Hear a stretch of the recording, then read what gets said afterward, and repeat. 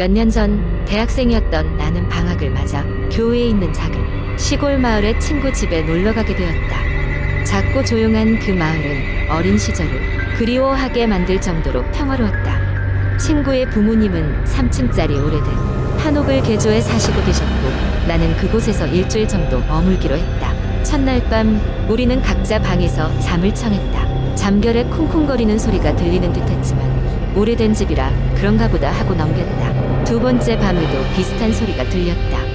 이번엔 물건을 끌거나 당기는 소리처럼 느껴졌지만 친구도 부모님도 이상한 소리를 들은 것 같지는 않았다. 세 번째 밤에 나는 좀처럼 잠이 오지 않아 뒤척이며 천장을 바라보고 있었다.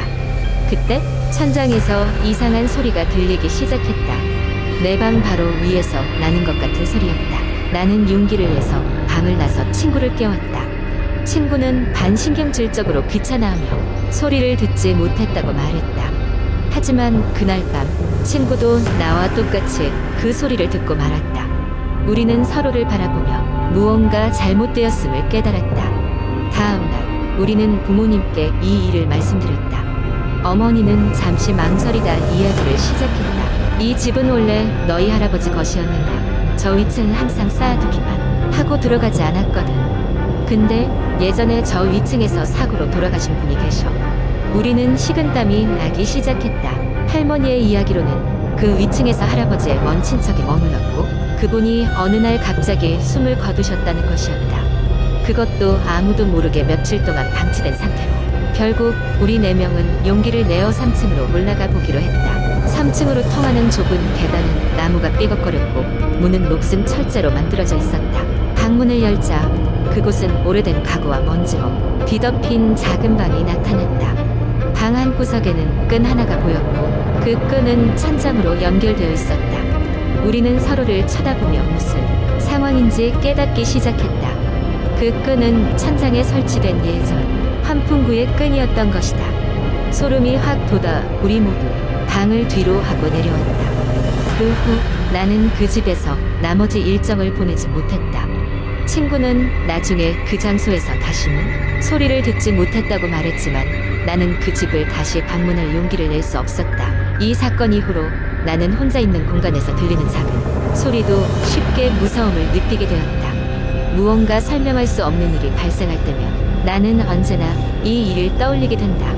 그리고 그 끔찍한 소리가 다시 들려오는 악몽에서 깨어나곤 한다. 두 번째 이야기. 서울의 한 오래된 고등학교에는 수십 년 전부터 내려오는 괴담이 하나 있다. 바로 학교 동아리 방에서 발견된 빛바랜 사진 속의 그림자에 관한 이야기다. 이 사진은 동아리 방을 사용하는 학생들이 오래된 서랍을 정리하던 중 발견했다. 수많은 졸업생들의 사진이 가득한 앨범 속에서 유독 한 장의 사진이 학생들의 눈길을 끌었다. 사진에는 20년 전 이곳에서 활동하던 미스터리 동아리의 학생들이 찍혀 있었다. 그러나 이상하게도 그들 뒤로는 또 다른 그림자가 희미하게 드리워져 있었다. 그 그림자는 마치 사람의 모습처럼 보였으나 사진 속 어디에도 그에 해당하는 사람은 없었다. 그로부터 며칠 후 이 사진을 본 첫 학생이 이상한 일을 겪기 시작했다. 처음에는 소소한 일이었다. 집에 혼자 있을 때 누군가 문을 두드리는 소리가 들리거나 불을 끄고 나면 희미한 발자국 소리가 들리곤 했다. 점점 그 빈도가 늘어나자 학생은 불안에 시달리게 되었고 학교에서 친구들에게 상담을 하게 되었다. 친구들 역시 같은 사진을 본 후 비슷한 경험을 하고 있다고 고백했고 그들은 곧 이 문제의 원인을 찾기 위한 조사를 시작했다. 학생들은 우선 학교의 졸업생 명부를 조사했다. 그들은 혹시 이 사진 속 숨은 그림자가 실제 인물이 아닌지 알아보려 했으나 그 시기에 같은 동아리에서 활동한 학생들 사이에서는 어떠한 사고나 특별한 사건이 기록되지 않았다. 그러나 이 모든 것이 단순한 장난이나 착각으로 치부되기에는 너무도 많은 학생들이 비슷한 경험을 하고 있었다. 그러던 중 한 명의 학생이 학교 주변의 오래된 서점에서 미스테리 동아리의 비망록과 관련된 책을 발견했다. 책에는 마치 일기처럼 그 시절 동아리에서 벌어진 각종 초자연 현상과 조사 기록이 적혀 있었다. 놀랍게도 그중 한 페이지에는 문제의 사진과 관련된 기록이 상세히 남아 있었다. 기록에 따르면 해당 사진이 촬영된 날 동아리 학생들은 학교 근처의 한 오래된 저택을 조사하고 돌아오는 길이었다. 그 저택은 이 지역에서 오래전부터 귀신이 나온다는 소문이 자자했던 곳이었다. 그들은 저택에서 특별한 것을 발견하지 못했지만 이후 그들 중 몇 명의 뭔가 수 없는 두려움에 시달리기 시작했다는 내용이 적혀 있었다. 그리고 그로부터 얼마 뒤 동아리는 급작스럽게 해체되었다. 학생들은 기록을 읽으며 소름이 돋기 시작했다. 마치 그 옛날 동아리 학생들이 겪었던 일이 고스란히 자신들에게도 되풀이되는 것 같았다. 그러나 그 정체를 명확히 알 수 없는 그림자의 실체는 어디에도 설명되어 있지 않았다. 시간이 지날수록 학생들은 하나둘씩 학교를 그만두거나 전학을 가기 시작했다. 해결되지 않은 문제와 계속되는 불안감 속에서 결국 동아리 방도 문을 닫게 되었고 빛바랜 사진은 서랍 속에 다시 방치되었다. 그 후로 몇 년이 흘렀지만 이 학교에선 여전히 학생들 사이에서 그 사진 이야기가 회자되고 있다. 그리고 가끔 학생들은 동아리 방 근처를 지날 때면 누군가 자신을 지켜보고 있는 듯한 느낌을 받고 급히 발걸음을 옮기곤 한다. 그렇게 사진 속 그림자의 수수께끼는 지금까지도 풀리지 않은 채로 남아있으며 새로운 희생양을 기다리고 있는 것처럼 보였다. 그리고 올해 또다시 누군가 호기심에 이끌려 그 서랍을 열게 되었다. 세 번째 이야기. 몇 해 전 나는 몇몇 친구들과 함께 가을 단풍을 즐기러 산으로 여행을 갔습니다. 우리는 인터넷을 통해 괜찮은 산장을 찾아냈고 그곳에서 2박 3일을 머물기로 했습니다. 산장은 인터넷 사진으로 보기에 매우 매력적이었고 무엇보다 가격이 저렴해서 빠르게 예약을 했습니다. 예약한 날 우리는 차를 타고 산장에 도착했습니다. 첫인상은 사진과 비슷했으나 약간 음울한 느낌을 주었습니다. 기분 탓이라 생각하며 우리는 짐을 풀었습니다. 산장 주인은 60대 후반쯤 되어 보이는 한 할아버지였습니다. 그는 다소 무뚝뚝했지만 불친절하진 않았습니다. 우리는 방에 짐을 풀고 복도 끝에 있는 공용 주방으로 가서 저녁을 준비했습니다. 그날 저녁 우리는 술을 좀 마시고 각자 방으로 돌아갔습니다. 밤이 깊어질수록 바람이 세차게 불었고 창밖으로는 나무들이 요란하게 흔들렸습니다. 침대에 누워있는데 갑자기 복도 쪽에서 발소리가 들렸습니다. 친구들 중 누군가겠지 라고 생각하고 무시하려 했지만 발소리는 점점 가까워지더니 방 앞을 지나갔습니다. 이상한 기분이 들어 문을 열고 나가봤지만 복도에는 아무도 없었습니다. 다른 친구의 장난일지도 모른다고 생각하며 다시 잠에 들었습니다. 다음 날 아침 친구들과 함께 아침을 먹으며 어젯밤 일을 이야기했지만 모두가 장난이 아니라고 했습니다. 발소리를 들은 친구는 나뿐이 아니었습니다. 우리는 이곳이 오래된 산장이라 그런 일이 있을 수도 있다고 생각하고 깊이 신경 쓰지 않기로 했습니다. 그날 우리는 산을 등산하며 하루를 보냈고 저녁 늦게야 돌아왔습니다. 모두 지쳐 있었지만 기분 좋게 하루를 마무리하고 잠에 들었습니다. 그러나 이번엔 한밤중에 문을 두드리는 소리가 들렸습니다. 이번에도 역시 거실 그 누구도 방문한 사람은 없었습니다. 우리는 모두 공포에 휩싸였지만 어느새 누가 두드린 건지 확인할 용기가 나지 않았습니다. 결국 우리는 남은 밤을 가슴 졸이며 보내고 다음날 아침 체크아웃을 서둘렀습니다. 할아버지에게 그 전날 밤 있었던 일을 이야기했지만 그는 그저 씁쓸한 미소만 지었을 뿐 아무런 대답을 하지 않았습니다. 우리는 서둘러 산장을 떠났습니다. 시간이 흘렀고 나는 그 산장을 잊고 지냈습니다. 하지만 어느 날 뉴스 기사에서 그 산장에 대한 내용을 보게 되었습니다. 거기엔 몇십 년 전 그곳에서 안타까운 사고로 사망한 가족에 대한 이야기가 있었습니다. 산장 근처에서 실종되었다가 발견된 사람들의 기사에도 산장의 이름이 언급되곤 했습니다. 나중에 알게 된 이야기로는 그 산장은 그 이후로 방문객들이 이상한 소리와 현상을 경험했다는 소문이 돌곤 했고 결국 몇 년 후 폐쇄되었다고 합니다.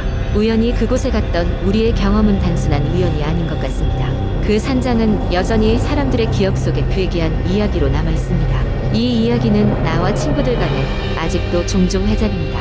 믿거나 말거나 여러분도 언제나 여행 중에는 예상치 못한 일을 만날 수 있음을 기억하세요. 네 번째 이야기. 저는 20대 초반에 서울의 오래된 고시원에서 잠시 머물렀던 적이 있습니다. 학업과 학비 부담 때문에 선택의 여지가 없었죠.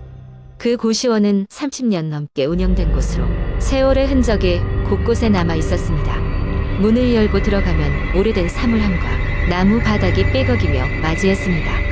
벽에는 습기로 인한 곰팡이 자국이 가득했고 그곳에서 지내는 동안 항상 꿉꿉한 냄새를 맡아야 했습니다. 처음 며칠은 특별한 일이 없었습니다.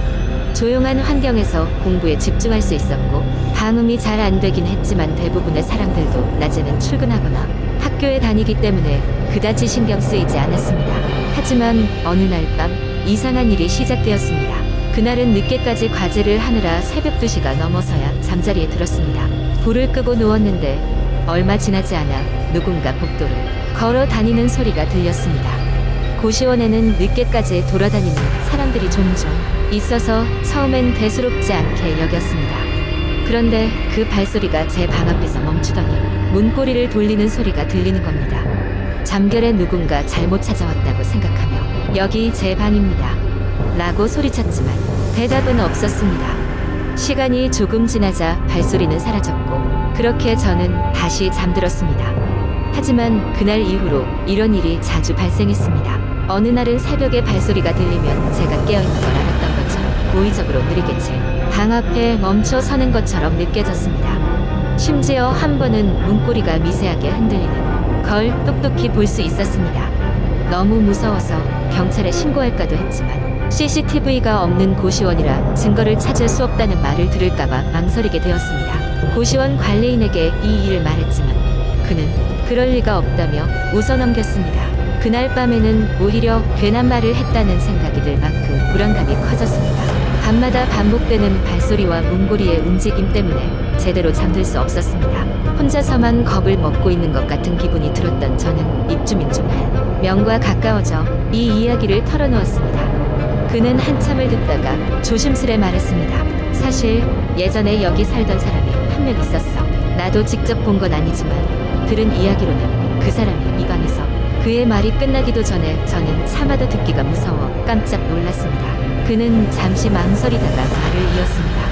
여기서 스스로 목숨을 끊었대. 유서도 없이 그냥 그렇게. 충격이었습니다. 그 이야기를 들은 이후로는 발소리와 문고리 소리가 들릴 때마다 그가 떠올라 밤잠을 설쳤습니다. 무섭지만 무언가 확인하고 싶어 공포를 무릅쓰고 어느 날 밤 발소리가 다시 들렸을 때 문을 열어볼 결심을 했습니다. 발소리가 가까워지자 심장이 미친 듯이 뛰었지만 문고리가 움직이는 순간 용기를 내어 문을 확 열었습니다. 하지만 복도에는 아무도 없었습니다. 단지 복도 끝에 희미하게 열린 창문 사이로 시린 바람만이 불어왔을 뿐이었죠. 그 사건 이후로도 이상한 일은 계속되었습니다. 방 안에 혼자 있는데 가끔 누군가 제 이름을 부르는 듯한 속삭임이 들렸고 멈춰있던 시계가 갑자기 빠르게 돌아가기도 했습니다. 그리고 어느 날 저는 방을 정리하다가 침대 밑에서 낡은 일기장을 발견했습니다. 은은한 곰팡이 냄새가 코를 찔렀지만 호기심에 몇 페이지를 넘겨보았습니다. 일기장은 그 전에 이 방에 살던 사람의 것이었습니다. 마지막 몇 페이지에는 짧은 글이 반복해서 쓰여 있었습니다. 이제 그만 나를 잊어줘, 나를 잊어줘. 그 문장이 마치 누군가 필사적으로 남긴 절규처럼 보였습니다. 소름이 돋아 일기장을 덮고 방을 나와 관리인에게 그 사실을 알렸습니다. 그는 잠시 고민하더니 일기장을 가져다 태우겠다고 했습니다. 그 이후로 발소리나 속삭임이 사라졌습니다. 마치 그 사람이 최후로 남긴 메시지를 전하고 편히 잠든 것처럼요. 시간이 지나 그 고시원을 떠나게 되었지만 그곳에서의 경험은 두고두고 잊을 수 없는 기억으로 남았습니다. 지금도 가끔 새벽에 깨어날 때면 그 일기장 뒷면에 적혀있던 메시지가 떠오르곤 합니다. 제발 잊어줘. 그리고 행복해. 제발 잊지 않아도 괜찮을까요?